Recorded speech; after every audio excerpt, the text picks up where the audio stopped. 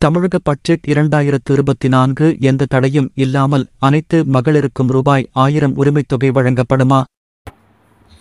இது சம்பந்தமான ஒரு கூடுதல் தகவலை தான் இந்த வீடியோவில் பார்க்க போகிறோம். இந்த வீடியோ பார்க்கறதுக்கு முன்னாடி இப்போ தான் நம்ம சேனலுக்கு ஃபர்ஸ்ட் டைம் வரீங்க அப்படின்னா மறக்காம சப்ஸ்கிரைப் பண்ணிக்கோங்க. கூடவே சைடில் இருக்கிற பெல் பட்டனை கிளிக் பண்ணிக்கோங்க. சரி, வாங்க தற்பொழுது வீடியோக்குள்ள போகலாம். தமிழக அரசின் பட்ஜெட் இன்று தாக்கலாகும் நிலையில் அனைத்து பெண்களுக்கும் ரூபாய் 1000 உரிமைத்தொகை வழங்கப்படுமா என்ற எதிர்பார்ப்பு எழுந்துள்ளது.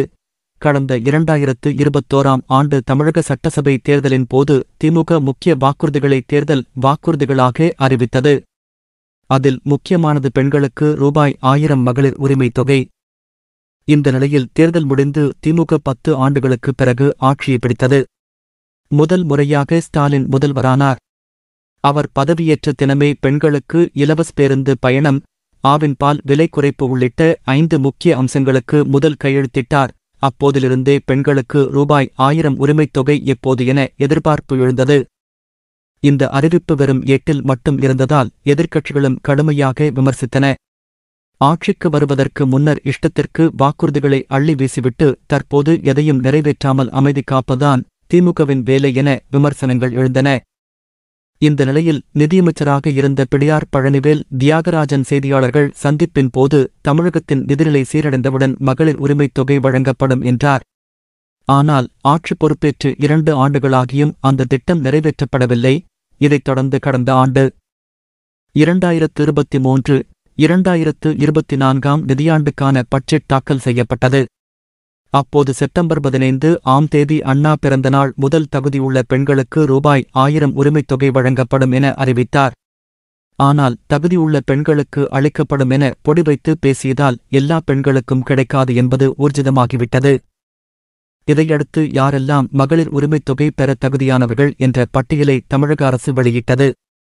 அதில் குடும்ப தலைவிகளுக்கான மகளிர் உரிமை திட்டத்தில் பயன்பெற தகுதி பெற்ற குடும்பங்களில் 21 வயது நிரம்பிய பெண் ஒருவர் விண்ணப்பிக்கலாம். அதாவது செப்டம்பர் 15, 2002ஆம் தேதிக்கு முன்னர் பிறந்தவர்கள் விண்ணப்பிக்கலாம். விண்ணப்பதாரர்கள் தங்கள் குடும்ப அட்டை இருக்கும் நியாய விலை கடை அமைந்திருக்கும் விண்ணப்ப பதிவு முகாமில் மட்டுமே விண்ணப்பிக்க வேண்டும். ஒரு குடும்ப அட்டைக்கு ஒரு பயனாளி மட்டுமே விண்ணப்பிக்க தகுதியானவர். குடும்ப அட்டையில் பெயர் இடம்பெற்றுள்ளவர்கள் அனைவரும் ஒரு குடும்பமாக கருதப்படுவர். குடும்ப அட்டையில் குடும்பத் தலைவர் என குறிப்பிடப்பட்டுள்ள பெண் குடும்பத் தலைவியாக கருதப்படுவார். குடும்ப அட்டையில் ஆண் குடும்பத் தலைவராக குறிப்பிடப்பட்டிருந்தால் அந்த குடும்பத் தலைவரின் மனைவி குடும்பத் தலைவியாக கருதப்படுவார். திருமணமாகாத தனித்த பெண்கள், கைம்பெண்கள் மற்றும் திருநங்கைகள் தலைமையில் குடும்பங்கள் இருந்தால் அவர்களும் குடும்பத் தலைவிகளாக கருதப்படுவர். குடும்பத்தின் ஆண்டு வருமானம் ரூபாய் 2.5 லட்சத்துக்கும் மேல் உள்ளவர்களும் 5 ஏக்கருக்கு மேல் நன்சை நிலம் அல்லது 10 ஏக்கருக்கும் மேல் புன்சை நிலம் வைத்துள்ள குடும்பங்களுக்கு கிடைக்காது.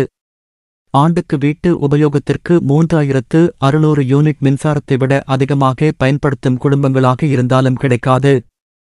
மத்திய மாநில அரசு ஊழியர்கள், பொதுத்துறை நிறுவனங்கள், வங்கிகளின் ஊழியர்கள், வாரியங்கள், உள்ளாட்சி அமைப்புகள், கூட்டுறவு அமைப்புகளின் ஊழியர்கள் மற்றும் அவற்றின் ஓய்வூதியதாரர்கள் மாதம் ரூபாய் 1000 உரிமைத் தொகை பெற விண்ணப்பிக்க முடியாது உள்ளிட்ட விதிகள் வகுக்கப்பட்டதால் எல்லா பெண்களாலும் ரூபாய் 1000 உரிமைத் தொகையை பெற முடியவில்லை.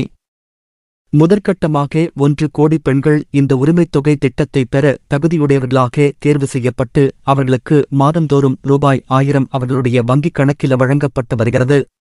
இதைத் தொடர்ந்து முதல் வாய்ப்பில் தவறவிட்டோருக்கென மறுபரிசீலனை செய்யும் முகாமிலும் சிலர் தேர்வு செய்யப்பட்டு தற்போது 1.1 கோடி பேருக்கு மகளிர் உரிமைத் தொகை வழங்கப்பட்டு வருகிறது.